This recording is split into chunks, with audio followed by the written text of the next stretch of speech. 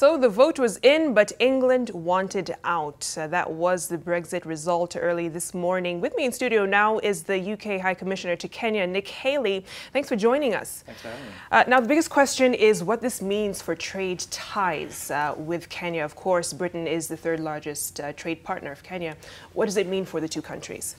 So the trade ties between us are really important, and things are going to change over the coming years as we renegotiate our relationship with the EU, because at the moment that trade goes through a setup that is covered by the whole of the EU.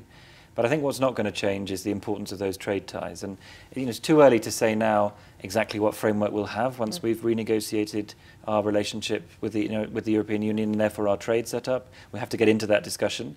But I'm confident that Kenya is such an important partner for us that we'll find an arrangement which keeps those ties at least as strong as they are today. Right. And we know that the trade ties with the UK are bilateral, but some are with trading blocs. Would we need now as a country, Kenya, to renegotiate any EU-based trade deals that we've had in the past? I think that's something that we'll find out down the line. Yeah. Between yesterday and today and tomorrow, nothing changes. So the British people have decided they want to leave, but that doesn't mean that we're now out of the European Union. What that means is we now start a negotiation about the terms of our exit and about what exactly that looks like. And the Prime Minister has said he wants to have some informal discussions over the next few months. He wants then to hand over to a new Prime Minister and for that new Prime Minister to launch the formal process. Right. So I think it's too early to say yet exactly what will be in place. But as I've said, I know there's a very strong commitment from my government to keeping those ties strong. And I think that will be a big part of whatever framework we negotiate as we go forward. There are fears that this could further isolate Britain economically, that it was overtaken by France. It is now the fifth largest economy. What does that mean for Britain as it starts to develop new ties? I think clearly our relationship with the EU is about to change in a big way. But there are many, many things that are not going to change. The fact that we are a global trading nation with the fifth largest economy in the world, as you said, we're a member of the G7, the G20, the UN Permanent Security Council membership.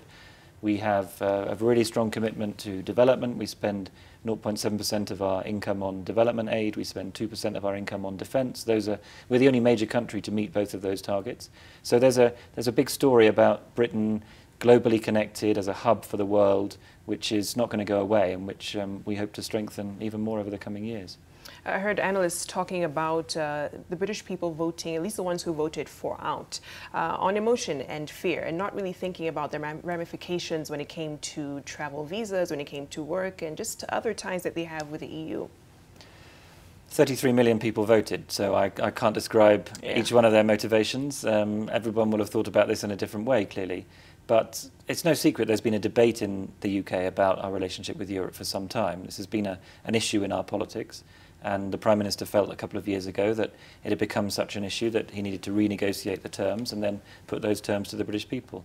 I think actually it's a feature of the UK, we're one of the world's oldest democracies, that people do make democratic decisions, and when they make those decisions you've got to fully respect that, and then the job of the government is to go out and implement that, and I think that's what now will happen. Right, and we saw the Prime Minister David Cameron say that he was going to resign at least by October for the Conservative Party conference, but he said earlier that whatever the outcome he would stay on. Why did he decide to resign now?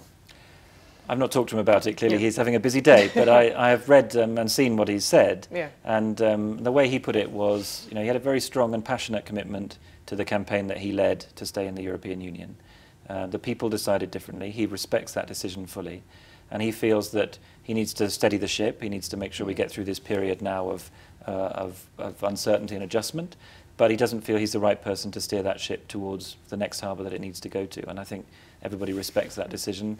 He's not going to go immediately. He's going to allow time for that process to play itself out. But by the autumn, he expects to be replaced, and that new person will then take on the formal negotiations with Europe. Right. Speaking of that new person, the former London Mayor Boris Johnson has been fronted as a possible candidate to take on over from Cameron.